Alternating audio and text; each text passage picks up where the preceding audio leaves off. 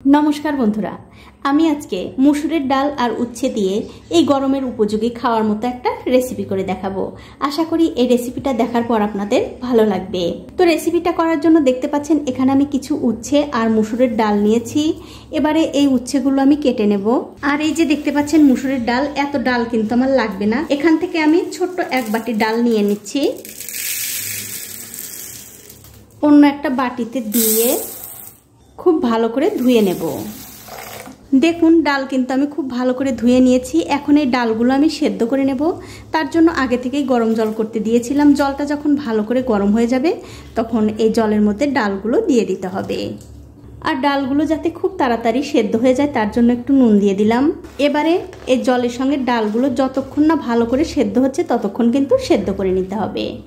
তবে ডালগুলো যখন আপনারা সেদ্ধ করবেন তখন কিন্তু অবশ্যই এই ডালের মধ্যে থেকে এই সাদা ফেনাগুলো তুলে ফেলে দিতে হবে। দেখুন ডাল কিন্তু আমি খুব ভালো করে পরিষ্কার করে দিয়েছি। এখন এই ডালগুলো ভালো করে আবার সেদ্ধ হতে দেব। দেখুন ডাল কিন্তু আমি খুব ভালো করে সেদ্ধ করে নিয়েছি। এবারে হাতা দিয়ে এই ডালগুলো একটু মিশিয়ে নিচ্ছি। দেখুন ডালগুলো কিন্তু আমি হাতা দিয়ে খুব ভালো করে মিশিয়ে নিলাম।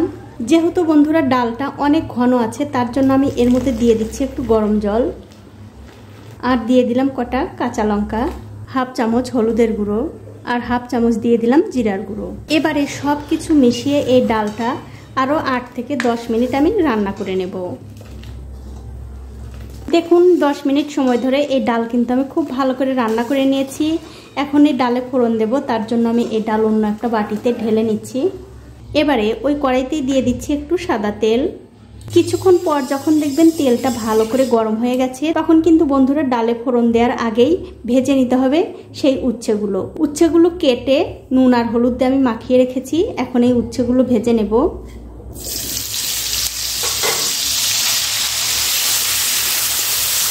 দেখুন উচ্ছেগুলো কিন্তু আমি খুব ভালো করে ভেজে নিয়েছি। আর অবশ্যই কিন্তু বন্ধুরা উচ্ছেগুলো একটু ভালো করে লাল লাল করে ভাজবেন, তাহলে তেতোটা কম লাগবে। এখন আমি এই উচ্ছেগুলো অন্য একটা বাটিতে তুলে নেব।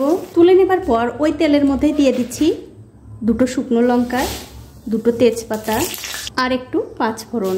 এবারে তেলের সঙ্গে এই ফোড়নগুলো ভালো করে একটু ভেজে নিয়ে এর মধ্যে দিয়ে দিচ্ছি একটু রসুন কুচি আর ছোট্ট একটা পেঁয়াজ কুচি। এবারে ফোড়নের সঙ্গে এই পেঁয়াজ আর রসুনটা ভালো করে ভেজে নিতে হবে।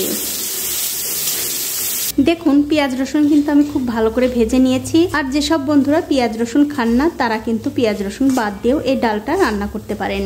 এখন আমি গ্যাসের ফ্লেমটা বাড়িয়ে দিয়ে এর মধ্যে দিয়ে দেব সেই ডাল, আর তার সাথেই দিয়ে দিচ্ছি সেই উচ্ছে ভাজাগুলো। এবারে সব কিছু মিশিয়ে এই ডালটা আমি আরও 5 মিনিট মতো ভালো করে রান্না করে নেব। দেখুন 5 মিনিট সময় ধরে এই ডালটা কিন্তু আমি খুব ভালো করে রান্না করে নিয়েছি। এখন আমি গ্যাসের ফ্লেমটা অফ করে দিয়ে অন্য একটা বাটিতে বেড়ে আপনাদের দেখাচ্ছি কতটা সুন্দর হয়েছে। দেখুন গরম গরম ভাতের সঙ্গে খেতে কিন্তু দুর্দান্ত হয়। আর একদিন হলেও বানিয়ে খেয়ে আপনারা আমাকে কমেন্ট করে জানাতে ভুলবেন না আপনাদের কেমন লাগলো। তো বন্ধুরা আজ এই পর্যন্তই, দেখা হবে অন্য কোনো নতুন ভিডিও নিয়ে।